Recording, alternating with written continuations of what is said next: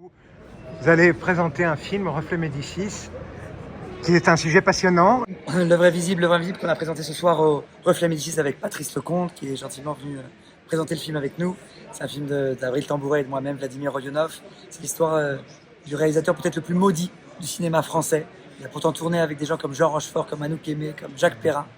Et pourtant, il ne reste aucun de ses films puisqu'il n'en a fini aucun. C'est une histoire de cinéma hallucinante. C'est à l'affiche en ce moment, sorti le 8 avril et vous pourrez le voir dans des cinémas à Paris et en France. Aujourd'hui, on a un invité qui nous rejoindra tout à l'heure, qui est Patrice Lecomte, qui est un nouvel ami. Avec ce film, on s'est fait beaucoup d'amis, qu'on rêvait de rencontrer. Et grâce à Alexandre Tranois, on les a côtoyés. Et on s'en fait encore, grâce au film. Et Patrice a croisé Tranois, on l'a découvert après avoir fini notre film. Et il nous a dit, mais j'aurais voulu être dedans. Alors on lui a dit, bon, c'est trop tard. Mais venez avec nous, allons parler. Et comme il est très généreux, il a dit, mais avec plaisir. Donc il sera là tout à l'heure. On ne va pas parler longtemps, tout de suite. Juste une présentation. C'est assez touchant de vous voir tous réunis. Il y a ici beaucoup de gens d'horizons différents. Il y a des gens qui ont participé au film très très intimement, notamment le compositeur de la musique du film, Frédéric Alvarez. Pour l'instant, vous n'avez pas besoin d'applaudir, mais tout à l'heure, j'espère que vous aurez à cœur de l'applaudir parce qu'il a fait un travail remarquable. Il y a aussi la femme du critique Michel Bauju qui est dans le film et qui n'est plus parmi nous, Michel. Et donc, on est très heureux de la savoir ici. On a porté ce film pendant 15 ans. On a cru qu'il allait être lui-même invisible. Aujourd'hui, il commence à apparaître. Il y a des spectateurs qui, comme vous, font des déplacements, entendent parler. Ça paraît assez magique pour nous et irréel. Donc voilà, on parlera d'irréel. Bonne projection. Merci à tous.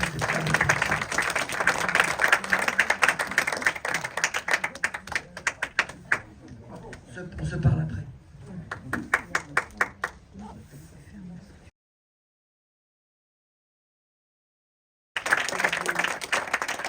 Vient de l'Est de la France, rien que pour nous ce soir. Merci Frédéric, une rencontre capitale pour ce film.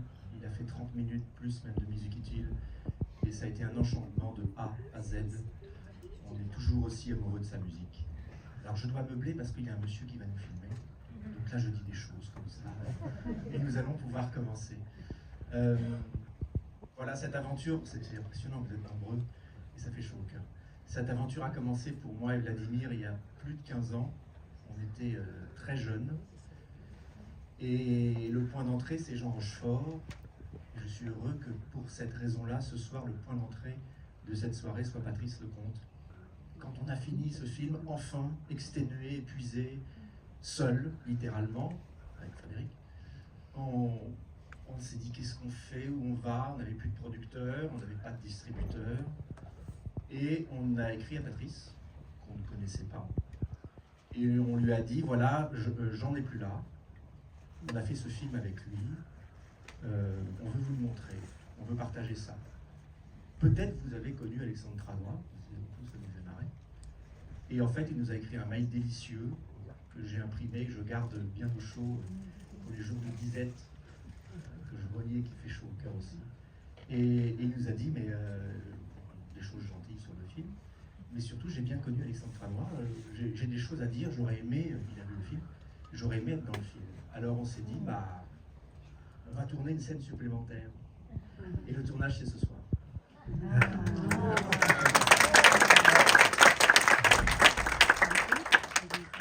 Effectivement, Bonsoir.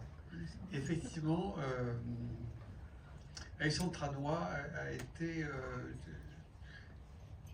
après Jean Rochefort m'en a parlé beaucoup de cet Alexandre, que j'avais rencontré. Je montais de ma province, Tours, j'étais dans une école de cinéma qui n'était pas encore la FEMIS, mais qui était l'IDEC, l'Institut des hautes études cinématographiques, un truc un petit peu poussiéreux, mais on n'est pas là pour en parler.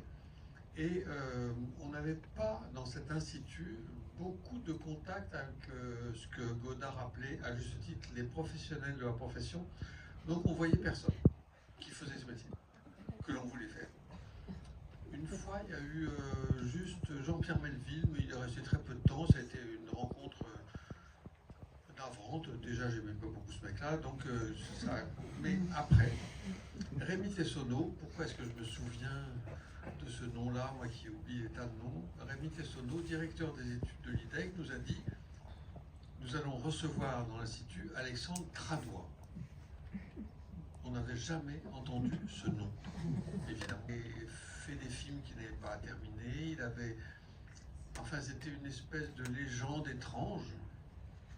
On s'était précipité à l'époque, il n'y avait pas Google ni rien, mais on s'était précipité sur des bouquins pour savoir qui était Alexandre Tranois. Et on n'avait pas eu d'informations tangibles.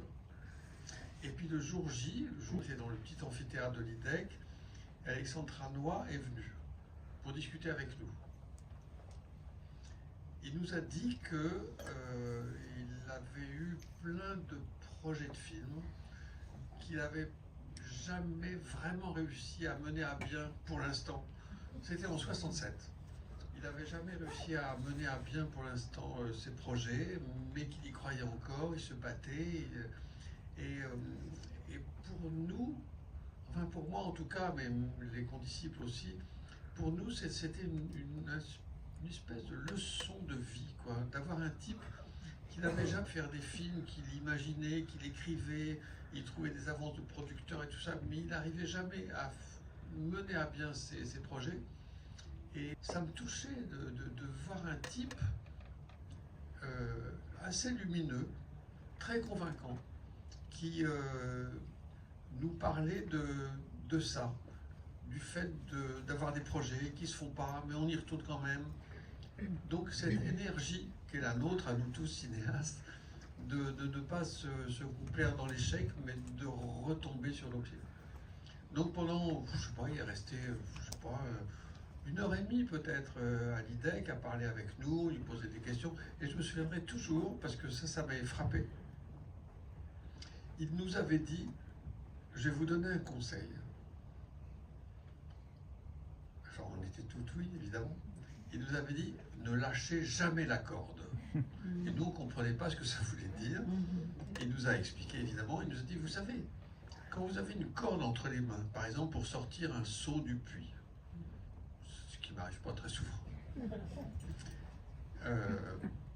si jamais c'est un petit peu laborieux et que, par négligence, vous ouvrez un peu la main, la corde, elle va vous filer entre les doigts, ça va finir par vous brûler et vous ne pourrez plus jamais ressaisir la corde. Et le cinéma, c'est pareil, nous avait-il dit. Si vous commencez à entrebâiller la porte du genre: oui, c'est possible, on va faire ça, si vous lâchez la corde, vous êtes foutu. Et donc, il est parti de l'Institut en nous disant: souvenez-vous bien de ça, et moi je me souviens encore aujourd'hui, alors que c'était il y a vachement longtemps, ne lâchez jamais la corde. Et souvent, sur mes films, quand je suis confronté à des situations pas toujours confortables, enfin bref, je repense à Alexandre Tranois en me disant: je ne lâcherai jamais la corde.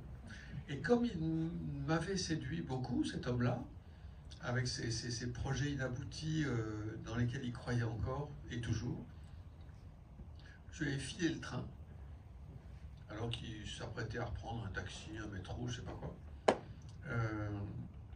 Je l'avais attrapé par la manche, j'avais fait pivoter sur place et je lui ai dit: voilà, j'étais étudiant là, je vous ai écouté, j'ai adoré ce que vous m'avez dit, ce que vous nous avez dit.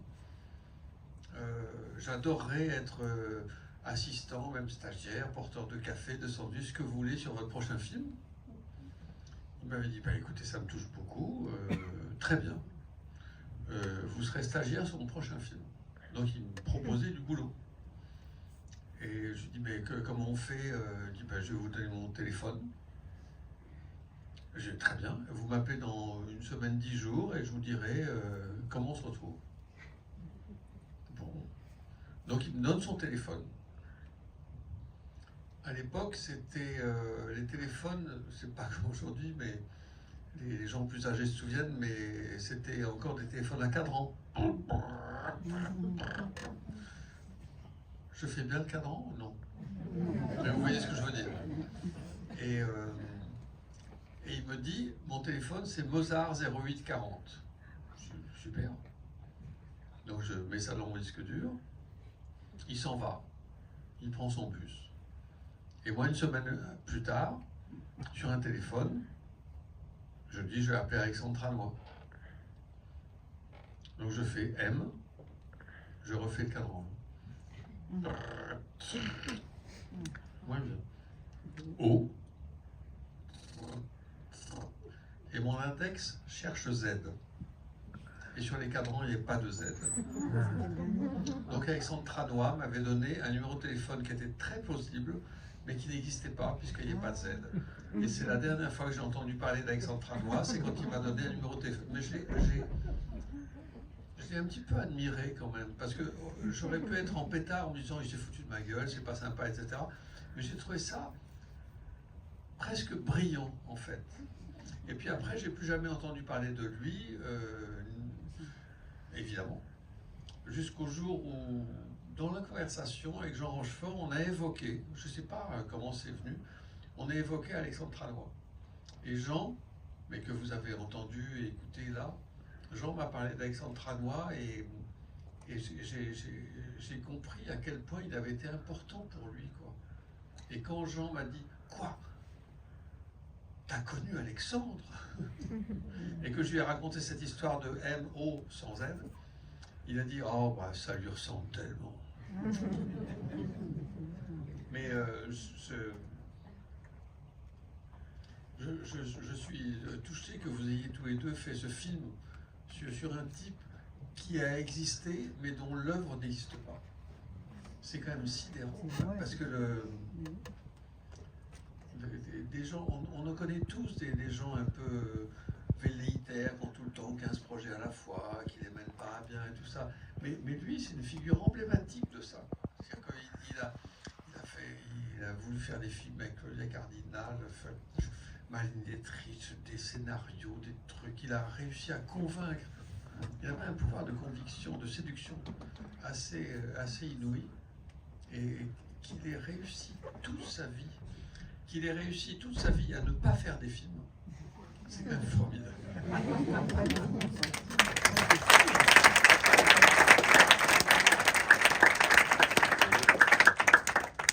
On l'a pas eu en direct avant, au téléphone. Et donc, je pense que lui pensait que c'était une interview sur sa carrière dans les années 60 ou sur ce film en particulier. Et quand il a compris, qu'on voit qu'on voulait parler d'Alexandre Tranois, qui n'a pas dû lui laisser un très très bon souvenir. Alors heureusement, c'était très désarçonné, on ne savait pas comment faire pendant des années, la séquence est restée dans un... Voilà, on va pas... Et puis après, on s'est dit c'est intéressant quand même de montrer des gens... Il y a des gens qui ont gardé un mauvais souvenir de Tranois, notamment des gens comme Piccoli. On a eu une jolie lettre très élégante de Piccoli qui disait qu'il ne voulait pas participer au projet. Voilà, il n'a pas laissé que des bons souvenirs. C'était intéressant aussi de montrer ce côté-là du personnage. C'est un vrai tournant dans le film. Et finalement, on en a fait une séquence. De ce ratage, de cet échec, on a fait une séquence. Par rapport, juste pour terminer, par rapport aux gens qui n'ont pas un très bon souvenir de Tranois, si un jour dans une rue ou dans un théâtre, vous croisez François Berléand, je vous en supplie, ne lui parlez pas d'Alexandre Tranois parce qu'il peut rentrer dans une fureur de dingue. Parce qu'en fait, il était jeune comédien, il n'avait pas fait grand-chose et Claude Chabrol lui propose un personnage dans un film et tout ça. Et là-dessus, Alexandre Tranois lui propose le premier rôle dans un film où il était le mari ou l'amant, ou les deux à la fois, de Claudia Cardinal. Il demande conseil à son agent, qui dit « Tu peux pas refuser Alexandre Tranois ». Et donc il dit à Chabrol « Je suis désolé, mais on m'appelle pour un truc autrement plus intéressant ». Donc Chabrol lui en veut à mort, mais du monde là. Et évidemment, le film de Tranois ne se fait pas. Donc François Berléand est resté le cul sur le carreau. Il n'y avait pas Claudia Cardinal ni rien, et Chabrol lui en a voulu pendant 20 ans. Donc quand vous rencontrez François Berléand, ne nommez pas Alexandre Tranois parce que franchement, ses cheveux se mettent comme ça, comme dans une bande dessinée, et il peut devenir... Nommez-le, c'est très rigolo, vous allez voir. En tout cas, j'aime beaucoup ce film, vraiment, parce qu'il a une structure, une forme inouïe. C'est un beau film, assez poétique, assez émouvant. Pas que documentaire, mais c'est un film de cinéaste au pluriel. Et je suis heureux que vous l'ayez vu ce soir. Merci beaucoup. Un dernier mot, pardon. Je remercie Patrice Lecomte d'être venu parler d'Alexandre Tranois ce soir. Patrice Lecomte, c'est un cinéaste avec Avril qui a beaucoup marqué avec de nombreux films, de Tandem, Ridicule, La fille sur le pont, La veuve de Saint-Pierre, que j'aime beaucoup aussi.